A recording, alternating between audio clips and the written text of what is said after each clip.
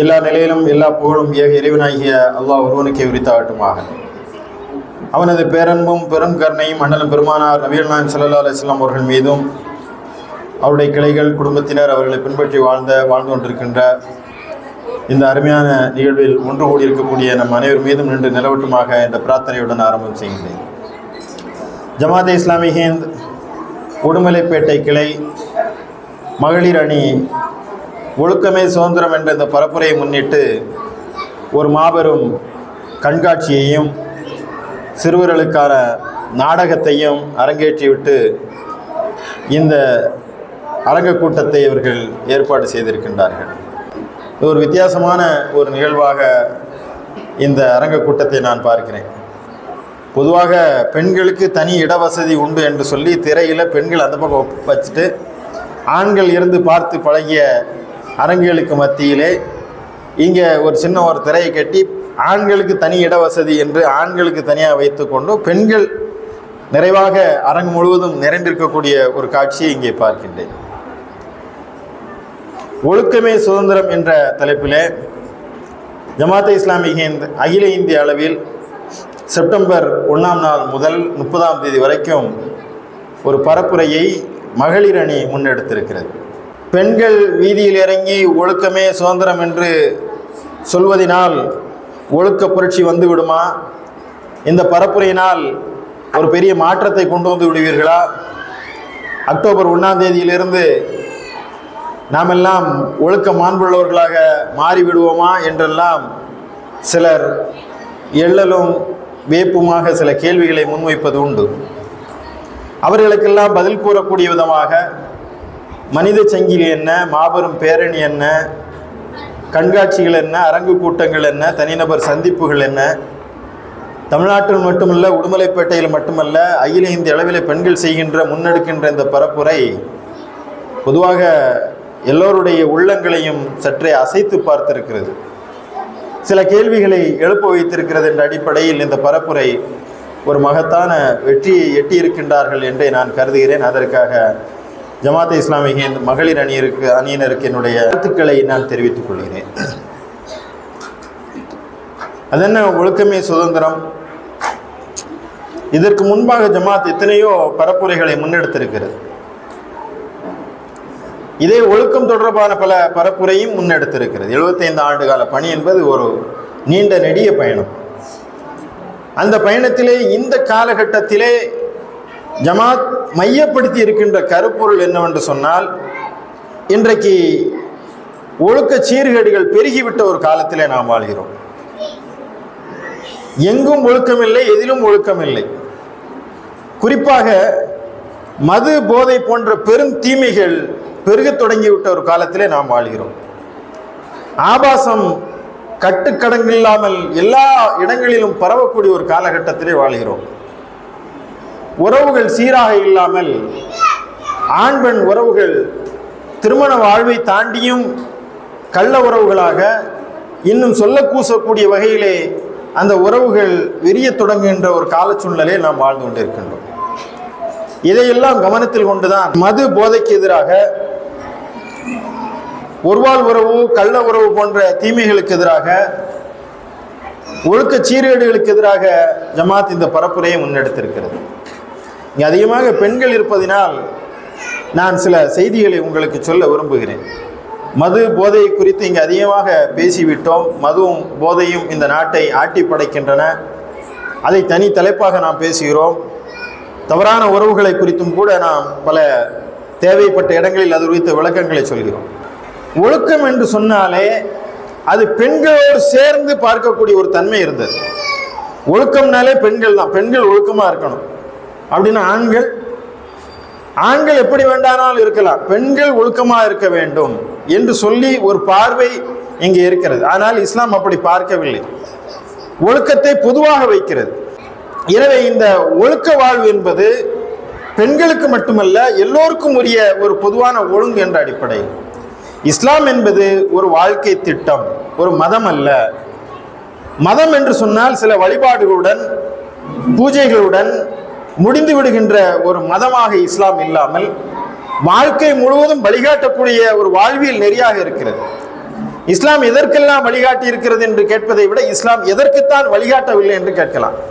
சின்ன சின்ன விஷயங்களில் இருந்து வாழ்வினுடைய அனைத்து பகுதிகளுக்கு வரைக்குமாக, பிறப்பு முதல் இறப்பு வரை அல்ல, இறப்பிற்கு பின்புள்ள வாழ்க்கையும் குறித்தும் இஸ்லாம் பேசுகிறது. எல்லா துறையிலும் எப்படி வாழ வேண்டும் என்ற ஒழுங்கை இஸ்லாம் கற்பிக்கிறது. அந்த ஒழுங்கை வெறும் போதனையாக மாத்திரம் சொல்லாமல் அந்த ஒழுங்கை இந்த மண்ணிலே நடைமுறைப்படுத்தி காட்டக்கூடிய இறை தூதர்களை இந்த மண்ணிலே அனுப்பி இருக்கிறது.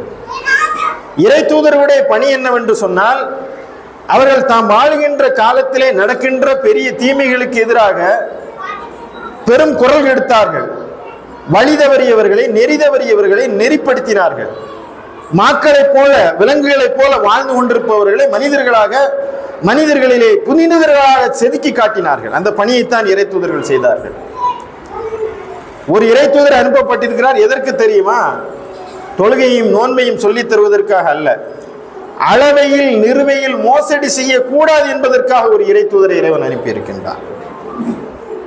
எப்படி நிறுவை செய்ய வேண்டும், எப்படி அளவை நிறுவையிலே நடந்து கொள்ள வேண்டும் என்பதை குறிப்பாக சொல்லித் தருவதற்காக ஒரு இறை தூதர்.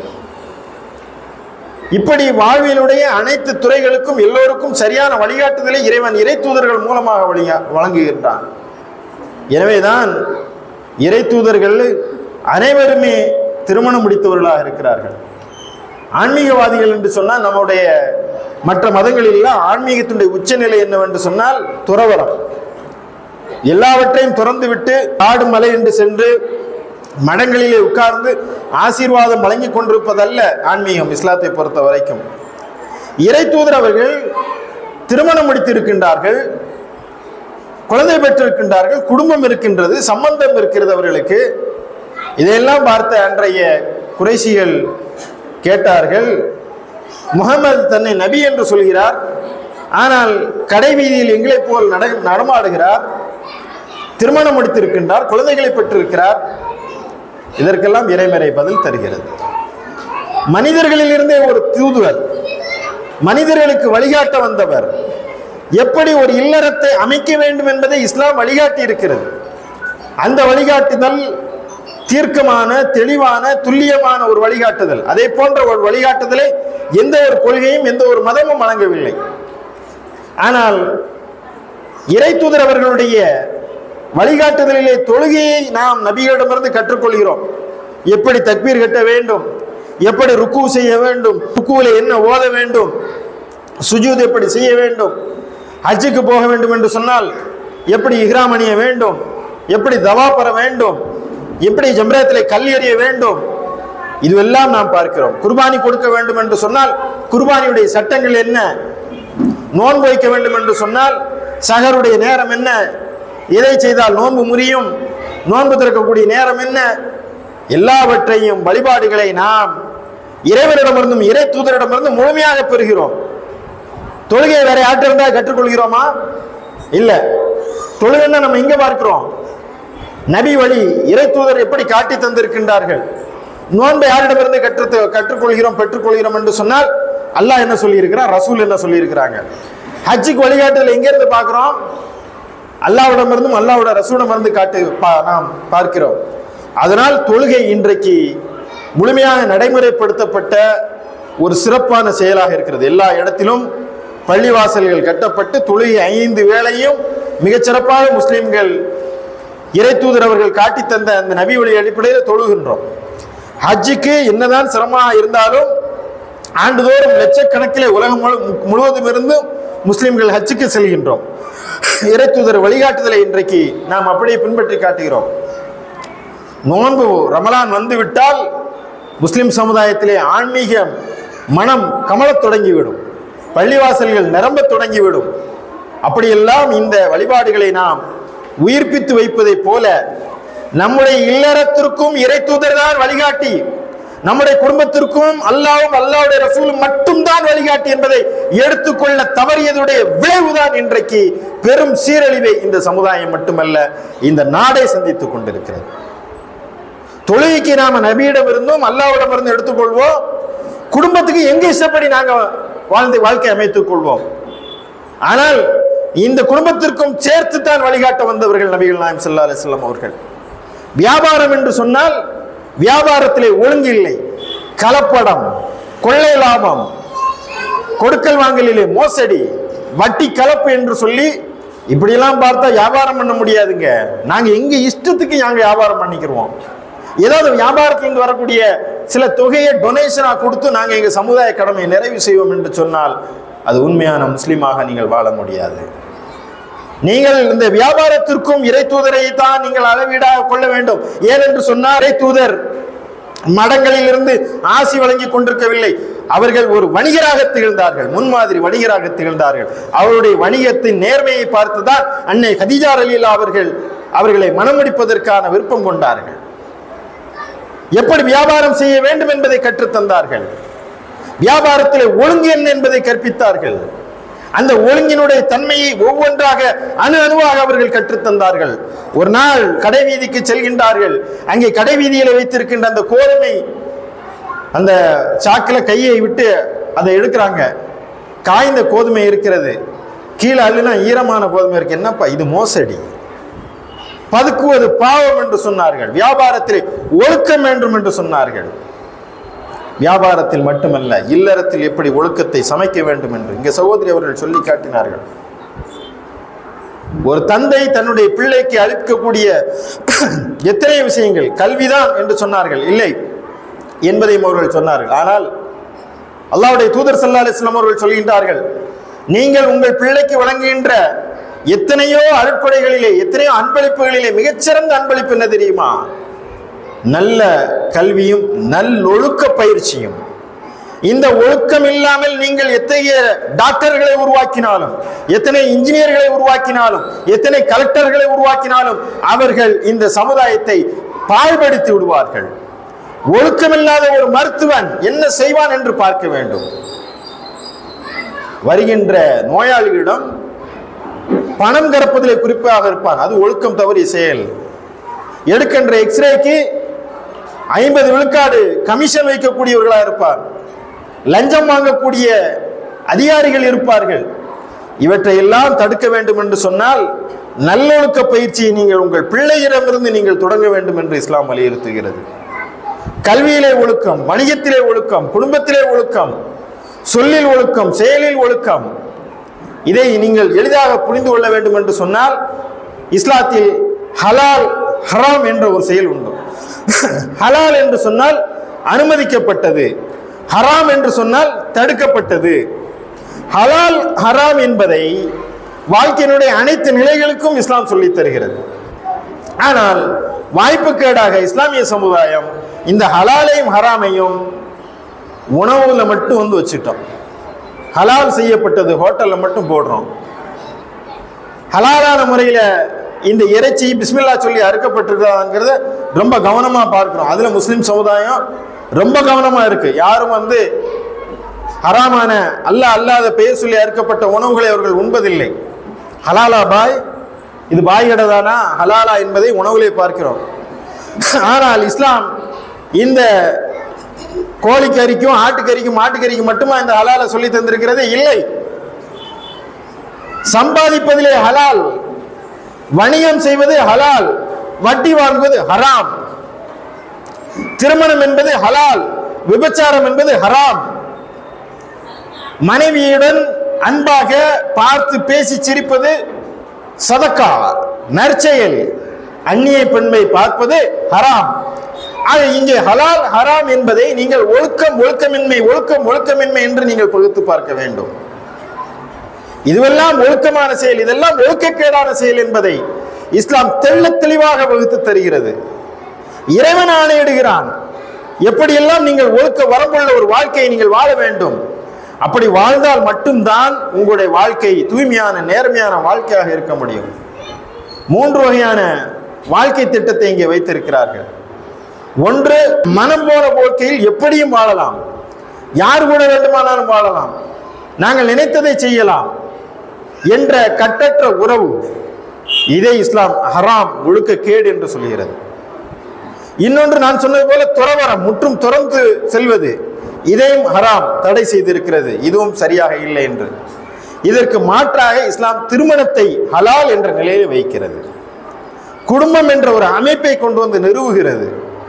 இந்த குடும்பத்தை நடத்துவது நபி வழி என்று சொல்லி நபிகளார் குடும்பத்தினுடைய முன்மாதிரியாக இருந்திருக்கின்றார்கள். எனவே இந்த ஹலால் ஹராம் என்பதை எல்லா நிலைகளிலும் கொண்டு வர வேண்டும் என்பதைத்தான், ஒழுக்கம் எங்கிருந்து தொடங்க வேண்டும் என்று சொன்னால் ஒழுக்க சீர்கேடு எங்கிருந்து தொடங்குகிறதோ அங்கிருந்தே ஒழுக்கத்தை நீங்கள் தொடங்க வேண்டும். இன்றைக்கு தவறான பழக்கங்கள் எங்கிருந்து தொடங்குகிறது என்று சொன்னால் தீய பார்வை. பார்வையை பேணிக் கொள்ளுங்கள் என்பது இறை கட்டளை. எந்த ஒரு மதமும் எந்த ஒரு கொள்கையும் இப்படியான கட்டளையை கொடுக்கவில்லை. பெண்களை பார்த்து சொல்லல, பெண்களை நீங்கள் பார்வையை தாழ்த்திக் கொள்ளுங்கள், பெண்களை பார்த்து மட்டும் சொல்லவில்லை. ஆண்களை உங்கள் பார்வைகளை தாழ்த்திக் கொள்ளுங்கள். அதற்கு இணையாக சொல்கிறது பெண்களை உங்கள் பார்வையை தாழ்த்திக் கொள்ளுங்கள். ஆணுக்கும் பெண்ணுக்கும் ஒழுக்கம் என்பது சமமான ஒரு நேதி என்பதை இஸ்லாம் சொல்லித் தருகிறது. எனவே பார்வையிலிருந்து அந்த கோளாறு தொடங்குகிறது. நீங்க தீய பார்வை உங்களை தீய செயலுக்கு இட்டு செல்லும். பார்வையில் நீங்கள் ஹலாலை பேண வேண்டும், பார்வையிலே ஒழுக்கம் இருக்க வேண்டும். இந்த பார்வையை நீங்கள் மேய விட்டுவிடக்கூடாது, கண்களை மேய விடக்கூடாது. முதல் பார்வை அழியே ஒரு பெண்ணை பார்த்தால், அந்நிய பெண்ணை பார்த்தால் முதல் பார்வை உம்முடையது, இரண்டாவது பார்வை ஷைத்தானுடையது. அப்ப நான் முதல்ல பார்க்கிறேன், அது எதேச்சமா பார்த்து கிடப்பது. ரெண்டாம் தினம் பார்க்கிறேன், மூணாம் தினம் பார்க்கிறேன் என்று சொன்னால் அந்த பார்வை தவறான சிந்தனைக்கு என்னை இட்டு செல்லும். யார் இது, ரொம்ப நல்லா இருக்காள என்ற ஒரு சிந்தனையை ஷைத்தான் உள்ளத்தில் விதைப்பான். இது பார்வை என்பது நேரடியாக பார்ப்பது மட்டுமல்ல, அலைபேசிக்கும் இது பொருந்தும். ஒரு போட்டோ வருது, பெண்களுடைய படம் வருது, முதல்ல நீங்க பாக்குறீங்களா, அது உங்கள் பார்வை. அந்த பார்வையை நீங்க இப்படி விரிச்சு பாக்குறீங்க இல்லையா, ஜூம் பண்றீங்க இல்லையா, இது ஷைத்தானுடைய விரிப்பு, இது வலை விரிப்பு.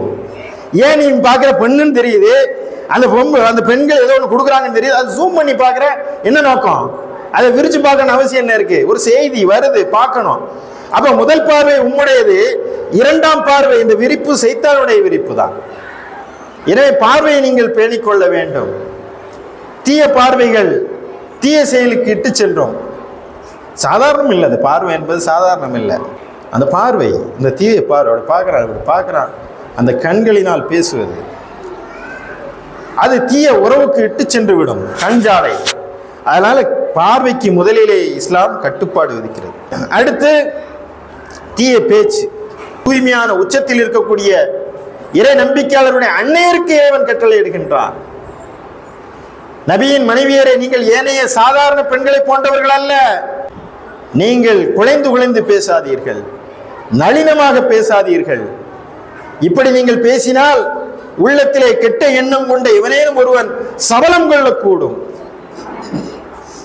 என்ன என்று சொன்னால் இது ஒழுக்கத்தினுடைய உச்ச வரம்பை விதிக்கிறது.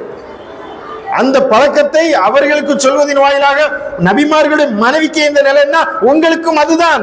ஒட்டுமொத்த முஸ்லிம்களுக்கான கட்டளை நினைச்சிடாதீங்க. அது ஏதோ இஸ்லாம் என்பது முஸ்லிம்களுக்கான வேதம், முஸ்லிம் பெண்களுக்கு மட்டுமல்ல. இதை நீங்கள் கடைபிடித்து பார்த்தால் தான் ஒழுக்கமான உலகத்தை சமைக்க முடியும். நீங்க பாருங்க, குலைந்து குலைந்து பேசாதீர்கள், சிரிச்சு சிரிச்சு பேசாதீங்க. பொண்ணு சிரிச்சு பேசிட்டான்னா போதும், 2 வார்த்தை கூடுதலா பேசிட்டீங்கன்னா போச்சு.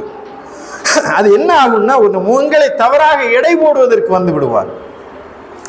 அவர் சிரிச்சு பேசுறாங்க கேட்டா ஏதோ எனக்கு கொஞ்சம் என்று அவர்கள் உங்களை எடை போடுவதற்கு வந்து விடுவார்கள். எதற்கு சிரிச்சு பேசணும்?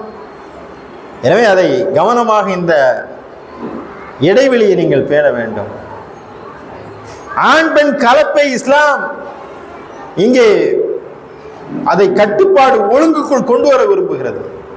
இயல்புல இருந்து பேசணுங்க. ஆணும் பெண்ணும் தனித்திருந்தால் என்ன நடக்கும்?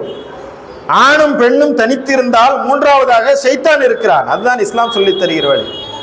ஒரு அந்நிய ஆணும் ஒரு அந்நிய பெண்ணும் தனிமையில சந்திச்சிட்டாங்கன்னா என்ன நடக்கும்? என்ன பேசுவாங்க? எல்லா நேரமும் ஒன்று போல இருக்காது. அது எங்காவது ஒரு இடத்திலே வழிதவறி விடக்கூடிய ஒரு சூழ்நிலை இருக்கும். அவர்கள் வழிதவறி விடக்கூடிய அந்த சூழ்நிலையுடைய வாசலை அடைக்கிறது என்பதுதான் இஸ்லாம் ஒழுக்கத்தினுடைய பிறப்பிடமாக இருக்கிறது. கொசுவை ஒழிக்க வேண்டும் என்று சொன்னால் கொசு வைத்து ஆல் அவுட் வச்சு அடிக்கிறது இல்லை, கொசு பேட்டை வச்சு அடிக்கிறது இல்லை. சாக்கடையை ஒழித்தால் கொசுவை ஒழிக்க முடியும். சாக்கடையை நீங்கள் திறந்து வைத்து விட்டு ஆல் அவுட் வைக்க முடியாது. அதனால தான் இஸ்லாம் சொல்கிறது, விபச்சாரத்தினுடைய வாசலை திறந்து வைத்து அங்கங்கே சன்னல்களையும் சின்ன சின்ன பூச்சிகளையும் பூச்சி விட்டால் அந்த ஒழுக்கம் இங்கே நிறைவேறிவிடும் என்று கருதாதீர்கள். எனவேதான் இஸ்லாம் அந்த மூல காரணமான அந்த பார்வைக்கு ஒழுங்கை விதிக்கிறது, அந்த பேச்சுக்கு ஒழுங்கை விதிக்கிறது. சிரிச்சு சிரிச்சு குழஞ்சு குழஞ்சு பேசினீங்கன்னா இதெல்லாம் கேட்கும் போது என்ன ஆகும்னா, எந்த காலத்துல வாழ்றாங்க இவங்க? என்ன ஒரு ஆணை பார்க்க கூடாதா, பேசக்கூடாதா, எப்படி அதெல்லாம் நடக்கிறதா? பார்க்குறோம், பால் வாங்கணும், பேங்க்கு போகணும், ஸ்கூலுக்கு போகணும், உலகம் விரிஞ்சிருச்சு, வெளி உலகத்துக்கு போகிறோம், கண்ணை கட்டிட்டேவா போகிறது? என்ன பேச்சு பேசுகிறாங்க? சும்மா பத்தாம் பசலித்தனம் இல்லை. இஸ்லாம் இறை வழிகாட்டுதல் ஒருபோதும் தவறான வழிகாட்டுதல் அல்ல. இறைவன் வழிகாட்டக்கூடிய அந்த வழிகாட்டம் சத்தியமாக இந்த உலகத்திலே அமைதியையும் நேர்மையும் ஒழுக்கத்தையும் நிலைநாட்டக்கூடியது என்பதை கொண்டு ஈமான் கொண்டிருக்கிறோம் என்பதனால் தான் நாங்கள் முஸ்லீம். வெறும் நம்பிக்கை என்பது அவர் இறை தூதர் என்று நம்புகிறோம் என்று சொன்னால் அந்த வழியை பின்பற்ற வேண்டிய ஒரு பொறுப்பு எங்களிடம் அடுத்து வருது அப்படிங்கிறது. அதனாலதான் இந்த ஒழுக்கத்தை இந்த உலகத்திலே நிலைநிறுத்த வேண்டும் என்று சொன்னால் இறைவன் விதிக்கின்ற இந்த கட்டளை, தொழுகை எப்படி கட்டளையோ, நோன்பு எப்படி கட்டளையோ, அதை போன்ற ஒரு அருமையான கட்டளை தான் வாழ்க்கையில எதை பார்க்க வேண்டும், எதை பார்க்க கூடாது, எதை பேச வேண்டும், எதை பேசக்கூடாது, யாரிடம் எப்படி இருக்க வேண்டும் என்பது. அடுத்து உடை அணியக்கூடிய உரிமையை இஸ்லாம் வழங்குகிறது பெண்களுக்கு ஆண்களுக்கும். ஆனால் அதில் நிபந்தனைகளை விதிக்கிறது. இயல்பாகவே உடல் அமைப்பில் ஆண்கள் பெண்கள் இருவரும் இரு பாலர்கள். ஒரு பால் இன்னொரு பாலை கவர்வதற்கான இயல்பிலேயே இதே தேட்டத்தில் இருக்கிறது. அப்படி இருந்தால்தான் இல்லற வாழ்வு இனிக்கும். ஆனால் அந்த உடை என்பது அந்நிய ஆண்கள் முன்னால் கவர்ச்சிகரமாக கொண்டு வந்து நிறுத்தும் போது அவன் சபலப்படக்கூடும், சலனப்படக்கூடும். சிலர் கேட்குறாங்க, ஏங்க உடை அணிகிறது பாலியல் வேட்கைக்கு தூண்டுதோ? பச்சை குழந்தைகளே வன்புணர்வு செய்கிறார்களே, 5 வயசு பிள்ளை 3 வயசு பிள்ளை பாலியல் வன்புணர்வு செய்கிறான, அந்த குழந்தைகள்லாம் உடை அணிகிறதுலாம் அதை பார்த்தாங்க பண்றான் என்று சொன்னால், நீங்கள் அணிகின்ற அந்த ஆபாச உடை, அந்த வக்கிரமான உடையினால் தூண்டப்பட்ட அந்த வெறிபிடித்த மிருகம் குழந்தை என்று பார்க்காமல் அந்த குழந்தையிடம் தன்னுடைய இச்சையை தீர்த்து கொள்ள முன் வருகிறது. குடியாரம் குடிச்சிட்டு டாஸ்மாக் கடை அடிக்க மாட்டான். எங்க அடிப்பான்? ரோட்ல போற ஒருத்தன் அடிப்பான். அது மாதிரிதான் அவன் இங்கே பார்த்து சலனப்பட்டு கிடைக்கக்கூடிய பலவீனமான ஆள் இல்லாத பெண்களிடம், குழந்தைகளிடம் தன்னுடைய வெறியை தீர்த்து கொள்ள, தனித்துக் கொள்ள முயல்கிறான். எனவே உடை கட்டுப்பாடு அவசியம் என்பதை இன்றைக்கும் நாம் உணர்ந்து கொள்ள முடியும். அதற்கெல்லாம் முன்மாதிரி உதாரணங்கள் இஸ்லாமிய பெண்கள் தான். இஸ்லாமிய பெண்கள் ஒப்பீட்டளவில் பாதுகாப்பாக இருக்கிறார்கள், கண்ணியமாக இருக்கிறார்கள். அவர்களை சீண்ட வேண்டும் என்று யாரும் தோணாது. பஸ்ல போறவங்க புர்கா போட்ட பெண்கள் வந்தா கொஞ்சம் கண்ணியமா நிக்கிறத பார்க்கத்தான் முடியும். நாம யதார்த்தத்தை பேசுவோம். ஹிஜாப் போட்ட பெண்கள்கிட்ட எப்போ சேட்டை பண்ணுவான்னா, அது கண்ணை காமிச்சதுன்னா, அது சிரிச்சதுன்னா, அதை ஒரு மாதிரி டிசைனா போட்டதுன்னா வருவான். நாம இந்த ஒழுங்குகளுக்குள்ள ஹிஜாப் போட்டதுனால மட்டுமல்ல, பார்வைக்கும் ஹிஜாப் போட்டு, பேச்சுக்கும் ஹிஜாப் போட்டு, நாமளும் ஹிஜாப் போட்டு அந்த கண்ணியத்தோடு நடந்தால் அவன் உனக்குரிய கண்ணியத்தை தருவான். இதுதான் ஒழுக்கம், இதுதான் ஒழுக்க விதிகளை இஸ்லாம் சொல்லி தருகிறது. அடுத்து நம்ம வீட்டுக்குள்ளேயே பேசுறது. வெளியே ஹிஜாபு போட்டுக்கிறோம், வீட்லேயும் ஹிஜாப் போடணும். ஹிஜாப் இல்லாமல் இருக்கலாம். நம்முடைய கணவன், தந்தை, நம்முடைய பிள்ளைகள், இவங்களுக்கு மத்தியில் ஹிஜாப் இல்லாமல் இருந்துக்கலாம். அந்நிய ஆண்கள் மத்தியிலே வரும்போது நாம் கொஞ்சம் பேணுதலாக தான் இருக்கணும். ஷால்லாம் போட்டுட்டு இருக்கிறது நல்லது தான். நம்ம மாமா தானே, நம்ம மச்சான் தானே, நம்ம கொழுந்தும் தானே என்று நீங்கள் பரவ தொடங்கினால் அதுதான் கள்ள உறவுக்கு இட்டு செல்கிறது. நிறைய இன்றைக்கு குற்றங்கள் எங்கே நடக்கிறது என்று சொன்னால், பாலியல் வன்புணர்வு செய்கிறவன் வெளியிருந்தெல்லாம் வரல. 87 விழுக்காடு யார் என்று சொன்னால் சொந்தக்காரன் தான், பக்கத்தில் உள்ளவன் தான், தெரிஞ்சவன் தான். அப்போ கணக்கு பண்றான், பார்க்கிறான்.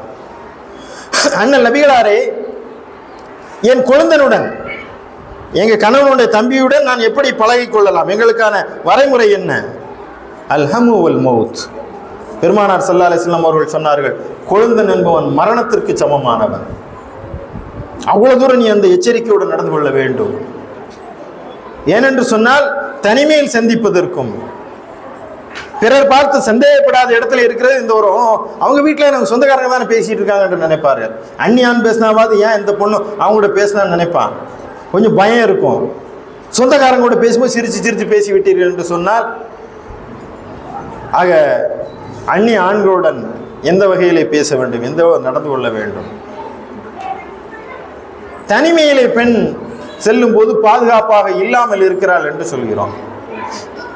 நாம சொல்லும் போதெல்லாம் இதெல்லாம் என்ன இந்த காலத்தில் நடைமுறை வருமா என்று. ஆனால் இன்றைக்கு கேரளாவிலே நடிகைகளுக்கு பாலியல் தொல்லைகள் கொடுக்கிறார்கள் என்று சொன்னக்கூடிய நடிகைகள்லாம் என்ன பேச சொன்னாங்கன்னா, ஆமாம் தப்பு தான், அதை நாங்கள் யாராவது கணவனையோ எங்களுடைய தந்தையோ ஒரு ஆண் துணையோட போயிருந்தா இந்த பாலியல் அட்ஜஸ்ட்மெண்ட்டை தடுத்திருக்கலாம் என்று சொல்கிறார்கள்.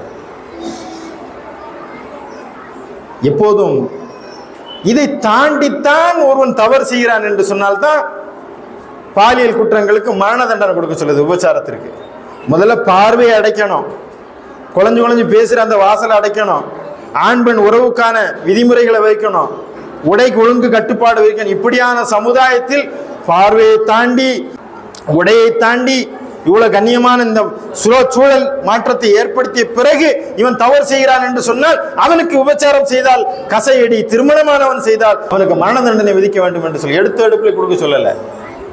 எடுத்த எடுப்பில் தண்டனை கடமையாக்கினால் மட்டும் இதற்கு தீர்வாகாது. இது ஏதோ முஸ்லிம்களுக்கான கட்டளை, நாம மட்டும்தான் இந்த விதிகளுக்குள் இருக்க வேண்டும் என்பதெல்லாம் இல்லை. சகோதர சமுதாய சொந்தங்களிடம் நாங்கள் சொல்கிறோம், இஸ்லாம் இந்த உலகத்திலே அமைதியை நிலைநாட்டி காட்டியிருக்கின்ற ஒரு மார்க்கம். இஸ்லாம் இந்த உலகத்திலே நீதியை நிலைநாட்டி காட்டியிருக்கின்ற மார்க்கம். இஸ்லாம் இந்த உலகத்திலே ஒழுக்க விழுமங்களை நிலைநிறுத்தி இருக்கின்ற மார்க்கம். எனவே நீங்கள் ஆய்வு செய்யுங்கள். அண்ணல் நபிகள் நாயகம் ஸல்லல்லாஹு அலைஹி வஸல்லம் அவருடைய காலத்திலே எப்படிப்பட்ட தீமைகள் அங்கே நிலவியது, பெருமானாருடைய இந்த இறை தூதுத்துவ பணிக்கு பின்னராக அந்த சமுதாயம் எப்படி மாறியது என்பதை நீங்கள் ஆய்வு செய்து பாருங்கள். எங்கெல்லாம் இஸ்லாமிய குடும்பங்கள் இந்த ஒழுங்குடன் வாழ்கிறார்களோ அங்கெல்லாம் தவறுகள் குறைவாக இருக்கிறது என்பதை நீங்கள் ஆய்வு செய்து பாருங்கள், நீங்கள் விசாரணை செய்யுங்கள். அந்த அடிப்படையிலே இந்த ஒழுக்க சீர்கேடுகளுக்கான தீர்வுகளை இஸ்லாம் வழங்குகிறது, இறைவன் வழங்குகிறான், இறை தூதர் வழங்குகிறார்கள். இஸ்லாமிய சமுதாயத்தில் அத்தகைய குற்றங்கள் குறைந்திருப்பதற்கான காரணம் இதுதான். எனவே நீங்கள் இந்த நடைமுறையை கை கொள்ளுங்கள் என்று இந்த பரப்புரையின் வாயிலாக நாங்கள் உலகத்திற்கு அழுத்தமாக வேண்டுகோள் விடுக்கிறோம். இன்றைக்கு என்ன ஆகிவிட்டது என்று சொன்னால், நிர்வாணமாக ஓடுகின்றவன், அரைகுறையாக உடுத்துகின்றவன்லாம் ஃபேஷனாக இருக்கான். தண்ணி போட்டுட்டு போறவன் குடியாரனா இருக்கிறவன்லாம் அவன் உற்சாகமான மருந்துறவனா இருக்கிறான், ஸ்டைலிஷா இருக்கிறான். ஆனா நேர்மையா இருக்கிறவனுக்கு இந்த உலகத்தில் என்ன பேருங்க? லஞ்சம், சம்பளம் வாங்குறான், கிம்பளம் வாங்குறான்னா பொழைக்க தெரிஞ்சவன்.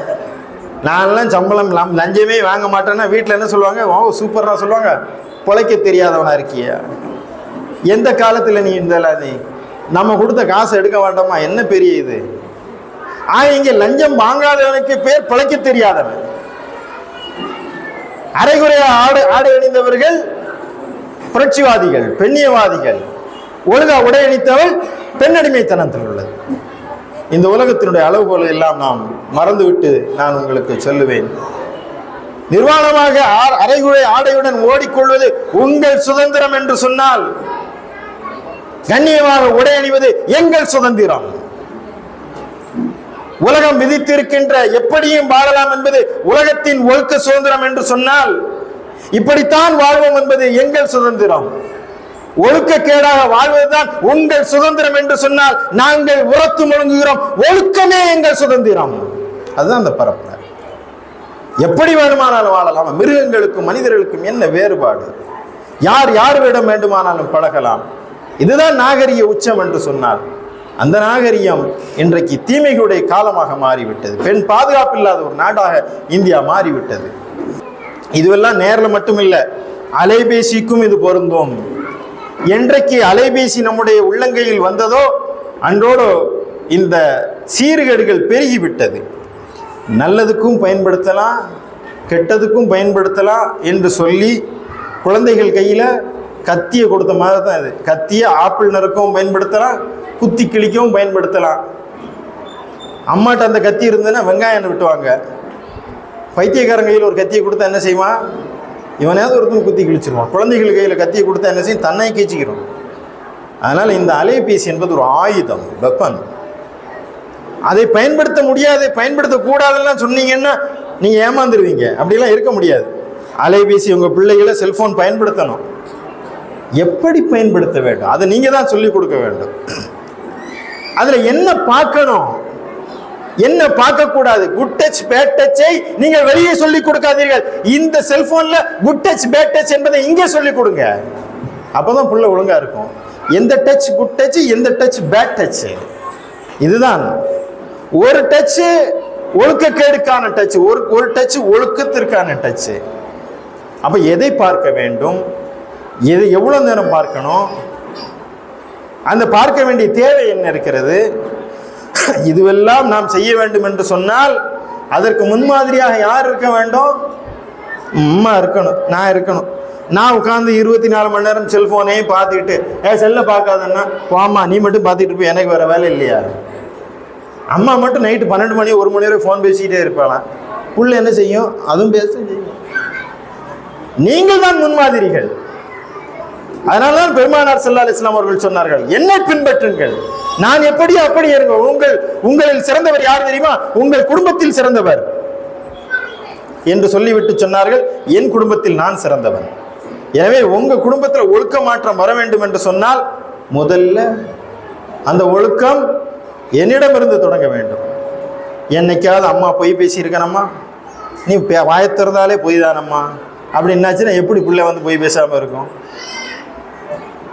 என்னைக்காவது அம்மா யாரையாவது திட்டி இருக்கனம்மா, என்னைக்காவது அம்மா கெட்ட வார்த்தை பேசியிருக்கனம்மா, அடுத்த ஆளை பற்றி அம்மா என்னைக்காவது புறம் பேசியிருக்கனம்மா, இப்படியெல்லாம் புறம் பேசாத நீங்கள் சொல்லணும். நீங்கள் பேசுகிறதெல்லாம் புறம், நீங்கள் பேசுகிறதெல்லாம் திட்டு, நீங்கள் பேசுகிறதெல்லாம் பொய்யின்ட்டு பிள்ளைகிட்ட போய் நீ நேர்மையாக இருக்கணும்னு பிள்ளை கேட்காதா? நீங்கள் ஒழுக்கமாக இருங்கன்னு. நான் இந்த அலைபேசியை எப்படி பயன்படுத்துகிறேன் எவ்வளோ நேரம்? உங்கள் பிள்ளைகளுக்காவது நீங்கள் அந்த அலைபேசியை கவனமாக கையாளுங்க. இவ்வளோ நேரம் பார்க்கலாம், எத்தனை இதை பார்க்கலாம் என்பது பிள்ளைகளுக்கு சொல்லிக் கொடுக்கும் முன் உங்களுக்கு தெரிந்திருக்க வேண்டும். நிறைய நல்ல விஷயங்கள் இருக்கிறது. நம்ம பேசுகிறதெல்லாம் நீங்கள் அலைபேசிலாம் பார்க்க முடியுது. அப்போ இந்த செல்ஃபோனே ஹராம், செல்ஃபோனே கூடாது, ஒரு காலத்தில் தொலைக்காட்சி கூடாது, வானொலி கூடாது என்று சொல்ல மிகப்பெரிய பின்தங்குதலுக்கு வந்த எல்லா கலையும் அதை சொல்கிறோம். ஒழுக்கமற்ற தன்மையிலிருந்து ஒழுக்க வடிவுக்கு கொண்டு வருவதுதான் இஸ்லாம். எனவே இந்த அலைபேசியை ஒழுக்க மாண்புகளுக்குள் நின்று பயன்படுத்துவது எப்படி, கலையை இலக்கியத்தை ஒழுக்க வடிவத்திற்குள் கொண்டு வருவது எப்படி? அதனால் இந்த அலைபேசியை பிள்ளைகளுக்கு கொடுக்கும் முன் உன்னெல்லாம் தரமாட்டேன், நீ செல்ஃபோன்லாம் பயன்படுத்தக்கூடாதுலாம் இல்லை, நீ கண்டிப்பாக செல்ஃபோன் பயன்படுத்தணும், நீ பெரிய பொண்ணாக வந்தால் உனக்கு ஒரு செல்ஃபோன் இருக்கும், நீ பேசணுமா, ஆனால் இதெல்லாம் நீ பார்க்காத, இதெல்லாம் பார்த்தோன்னா என்ன நடக்கும், இப்படிலாம் வந்துடும், இதெல்லாம் சிக்கல்மா, அப்படி தான் இந்த உலகம் இப்படி இருக்கு என்பதை நீங்கள் சொல்லி காட்டி வளர்த்தால்தான். அதனால் நான் தனிமையிலே அந்நிய ஆணுடன் பேசினால் அங்கே மூன்றாவது சைத்தான் இருக்கிறான் என்று சொன்னால் தனியே சாட்டிங் பண்ணா மலக்கா கூட இருப்பார். அங்க நீங்க வைத்தால் குரூப்ல சாட் பண்ணுங்க. ஏதாவது ஒரு டிஸ்கஷன் இருக்குன்னா குரூப் சாட்டிங் வச்சுக்கிறீங்க, 2 பேர் குடும்ப ஃபேமிலி சாட்டிங் இருக்கட்டும். அந்நிய ஆண்களோட சொல்லிக்கிறேன், அந்நிய பெண்கள் இருக்கக்கூடிய அவையில் குரூப் சாட்டிங் பண்ணுங்க. அவங்க எல்லா பப்ளிக்ல எப்படி இங்கே நம்ம பேசுகிறோமோ அதே போல குரூப் சாட்டிங் பண்ணிக்கிறங்க. ரொம்ப பர்சனல் விஷயங்களுக்கு அதுவும் தேவை கருதி அந்த வார்த்தையோடு நீங்கள் நிறுத்துங்கள். நீங்கள் தேவையில்லாமல் நிறைய வார்த்தைகள் அதை சொல்கிறேன், குலைந்து பேசாதீர்கள் அப்படிங்கிறது செல்ஃபோன்லேயும் இருக்குது. எங்க சிம்பிள் நிறைய சிம்பிள் இருக்குங்க. இப்படி ஒரு சிம்பிள் இருக்குது, ஹார்ட்டின் ஒரு சிம்பிள் இருக்குது, 2 வித்தியாசம் இருக்குல்ல. பெண்கள் ஆண்களுடைய ஒரு பக்கத்தில் போய் ஏன் ஹார்ட்டின் போடுறீங்க, ஏன் சிம்பிள் போட வேண்டியது தானே? சரி, இது குலைந்து பேசுறது தானே. நான் சொல்ல உங்களுக்கு புரியுது இல்லை? நீங்கள் நல்ல ஒரு கருத்து போட்டாங்கன்னா தம்ஸ்அப் பண்ணுங்க, ஏன் ஹார்ட்டின் விடுங்க? பெண்களுடைய சில பதிவுகளுக்கு ஆண்கள்லாம் ஹார்ட்டின் விடுறான், என்னடா இது, ஏன் வேற சிம்பிளே இல்லையா? அப்போ இங்கே அதுதான். அப்போ இவனுக்கு உள்ள சீத்தா என்ன செய்வான், பரவாயில்லையே இவன் எனக்கு ஒரு லவ் சிம்பிள் அனுப்பியிருக்காங்க. அப்போ எங்கேருந்து அங்கே தொடங்குதுன்னு பாருங்கள். எதுவெல்லாம் நேரில் தடை செய்யப்பட்டு ஒரு அந்நிய பெண் வரும்போது நம்ம ஹாய் ஹலோ அப்படின்னு சொல்லுவோமா? அங்கே ஃபேஸ்புக்கில் போய் ஹாய் ஹலோ சொல்கிறோம், அந்நிய பெண் தானே. அதனால் இது எதுவெல்லாம் நேரிலே கட்டுப்பாட்டுடன் இருக்க வேண்டுமோ அதே போல தான் அந்நிய ஆணுடன் தனியை பேசுவதை போல நீங்கள் தனியை பேசாதீங்க. அந்த பேச்சு எல்லாருக்கும் இருக்கும்போது நடக்க வேண்டும். குலைந்து பேசாதீர்கள், பார்வையை பேணிக் கொள்ளுங்கள். இந்த ஒழுக்க விதிகளை எல்லாம் இஸ்லாம் சொல்லிவிட்டுத்தான் உங்களுடைய இயல்பு தேவைக்கு, இயற்கை தேவைக்கு இறைவன் திருமணத்தை அனுமதியை தந்திருக்கின்றான். திருமண வாழ்வு என்பது ஒரு ஒழுக்கத்தை உங்களுடைய வாழ்விலே மிகப்பெரிய ஒரு அருளாக அது அமைந்திருக்கிறது. எனவே திருமண வாழ்க்கை என்பதுதான் உங்களை முழு மனிதனாக செதுக்கக்கூடியதாக இருக்கிறது என்று சொல்லி திருமணத்தை இஸ்லாம் மிகவும் ஊக்குவிக்கிறது. மனைவியுடன் புன்னகை செய்வதும், ஒரு மனைவியின் வாயில் ஒரு கவளம் உணவு ஊட்டுவதை சதக்கா என்று சொல்லக்கூடிய அளவிற்கு, மனைவியுடன் கணவன் இல்லற வாழ்விலே மகிழ்ந்திருப்பது சதக்கா என்று சொல்கிறது. தோழர்களுக்கு ஆச்சரியமாக இருக்கிறது, வியப்பாக இருக்கிறது. யார சொல்லலாம், நாங்கள் எங்களுடைய மனைவியுடன் இன்புற்று மகிழ்ந்திருப்பது சதக்காவா, அதுவும் நன்மையா என்று கேட்டபோது பெருமானார் ஸல்லல்லாஹு அலைஹி வஸல்லம் அவர்கள் சொன்னார்கள், இஸ்லாத்துடைய பார்வை விசாலமானது. அந்நிய பெண்ணுடன் உங்களுடைய ஆசைகளை இச்சைகளை தீர்த்து கொள்வது தவறு என்று சொன்னால், கட்டிய மனைவியுடன் உங்களுடைய ஆசையை தீர்த்து கொள்வது நன்மை தானே. இது தீமை என்றால் இது நன்மை. எனவே இந்த விஷயத்தை இஸ்லாம் அழுத்தமாக ஆழமாக சொல்கிறது. சிந்தனை மாற்றத்தை, சிந்தனை புரட்சி இஸ்லாம் ஏற்படுத்துகிறது. அதன் மூலமாகத்தான் ஒழுக்க புரட்சி இங்கே சாத்தியமாகும். பெருமானார் நபிகள் நாயகம் ஸல்லல்லாஹு அலைஹி வஸல்லம் அவரிடத்திலே ஒருவர் வருகிறார். அண்ணல் நபிகள் நாயகமே, எனக்கு நீங்கள் விபச்சாரம் செய்வதற்கு அனுமதி தர வேண்டும். தோழர்களுக்கெல்லாம் ஆச்சரியமாக இருக்கிறது. என்ன கேள்வி, இறை தூதரிடம் வந்து கேட்கக்கூடிய கேள்வியா இது? வெட்கங்கட்ட கேள்வி. யாராவது வந்து கேட்பாங்களா, எனக்கு ஜினா செய்வதற்கு, விபச்சாரம் செய்வதற்கு அனுமதி வேண்டும் என்று? பெருமானார் ஸல்லல்லாஹு அலைஹி வஸல்லம் அவர்கள் சொன்னார்கள், ஒரு தாயுடன் விபச்சாரம் செய்வதை ஒரு மகன் விரும்புவானா? உன்னுடைய தாயுடன் யாராவது விபச்சாரம் செய்வதை நீ விரும்புவியா? யார் ரசூலுல்லாஹ், ஒருபோதும் நான் விரும்ப மாட்டேன். உன்னுடைய சகோதரியுடன் ஒருவன் விபச்சாரம் செய்வதை நீ விரும்புவாயா? ஒருபோதும் விரும்ப மாட்டேன். அப்படி என்று சொன்னால் நீ விபச்சாரம் செய்கின்ற ஒரு பெண் யாருடைய தாயோ யாருடைய சகோதரியோ தானே இருக்க முடியும் என்று சொன்னபோது அந்த இளைஞன் கண் கலங்கி விடுகிறான். சொல்லிவிட்டு அந்த இளைஞன் சொன்னான், நான் இந்த அவைக்குள்ளே வரும்போது விபச்சாரம் தான் எனக்கு விருப்பமான நெருக்கமான ஒரு செயலாக இருந்தது. ஆனால் இந்த அவையை விட்டு செல்லும் போது விபச்சாரம் தான் எனக்கு கேவலமான அருவருப்பான ஒரு செயலாக மாறுகிறது என்று இந்த சிந்தனை புரட்சியை பெருமானார் ஸல்லல்லாஹு அலைஹி வஸல்லம் அவர்கள் கொண்டு வந்தார்கள். தன் தோழர்களை ஆற்றுப்படுத்தினார்கள். தான் ஒழுக்கமாக வாழ்வது என்பது மாத்திரமல்ல, தன்னை சார்ந்தவர்களையும் ஒழுக்கமாக மாற்றுவது என்பது உலகத்தில் புரட்சியை ஏற்படுத்தக்கூடிய செயல். அந்த செயலை பெருமானார் நபிகள் நாயகம் ஸல்லல்லாஹு அலைஹி வஸல்லம் அவர்கள் சொன்னார்கள். தான் மட்டும் ஒழுக்கமாக வாழ்ந்தவர்கள் அல்ல, தன்னை வாழ்ந்த நபி தோழர்கள் சஹாபாக்கள் என்று சொன்ன அத்தனை பேரையும் ஒழுக்கத்தின் முகவரிகளாக மாற்றி காட்டினார்கள் என்பதுதான் பெருமானார் தருகின்ற ஒரு மகத்தான புரட்சி. அவர்கள் மட்டுமல்ல, அவர்கள் தோழர்கள் மட்டுமல்ல, 1400 ஆண்டுகள் கடந்தும் இன்றைக்கும் ஒரு முஸ்லிம் தன்னுடைய பார்வையை தாழ்த்திக் கொள்கிறான் என்று சொன்னால், தன் வார்த்தைகளை கட்டுப்படுத்துகிறான் என்று சொன்னால், அந்த இறை தூதர் பயிற்றுவித்த ஒரு சமுதாயம் 1400 ஆண்டுகள் கழித்தும் இன்றைக்கும் ஒழுக்க மாண்புள்ள ஒரு சமுதாயமாக இருக்கிறது. அந்த ஒழுக்க விழுமங்களில் சரியும் போது ஒரு சமுதாயம் சரிகிறது, அது ஒரு நாட்டை வீழ்ச்சிக்கு தள்ளுகிறது. இந்தியா இன்றைக்கு சரிகிறது, வீழ்ச்சி பாதைக்கு செல்கிறது என்று சொன்னால் குடும்ப அமைப்பு, ஃபேமிலி சிஸ்டம் கொலாப்ஸ் ஆகிறது. எனவே இங்கே living together, single parent family, ஆணும் ஆணும் இணைந்து வாழுதல், கள்ள உறவுகள் என்ற இந்த அமைப்பு சிதறிவிட்டால் இந்த தேசம் பைத்தியக்காரர்கள் கூடாரமாக மாறிவிடும். எனவே இந்த சூழ்நிலையிலிருந்து மாற்றுவதற்காக இஸ்லாம் ஒழுக்கத்தின் பிறப்பிடமாக, ஒழுக்கத்தின் உறைவிடமாக, ஒழுக்கத்தினுடைய அடிப்படை விதிகளை போதிக்கிறது. ஒழுக்க சீர்கேடுகள் என்ற அத்தனை வாசல்களையும் அடைத்து ஒழுக்கத்தின் பக்கம் திரும்புங்கள் என்று சொல்கிறது. ஒழுக்கம்தான் சுதந்திரம் என்பதை சொல்கிறது. அந்த முழக்கத்தை இங்கே ஜமாத் இஸ்லாமியின் முன் எடுத்திருக்கிறது. அதற்கு நீங்கள் தோள் கொடுக்க வேண்டும், இணைந்து பயணிக்க வேண்டும். இஸ்லாம் ஏற்படுத்தி தந்த அந்த ஒழுக்க வரம்புகளை நீங்கள் விசாரணை செய்ய வேண்டும். அதை பின்பற்றி வாழக்கூடிய ஒரு நற்பாக்கியத்தை நம் அனைவருக்கும் இறைவன் வழங்க வேண்டும் என்று பிரார்த்தித்து இந்த நல்ல வாய்ப்பிற்கு நன்றி கூறி விடைபெறுகின்றேன். எல்லா புகழும் இறைவன் ஒருவனுக்கே.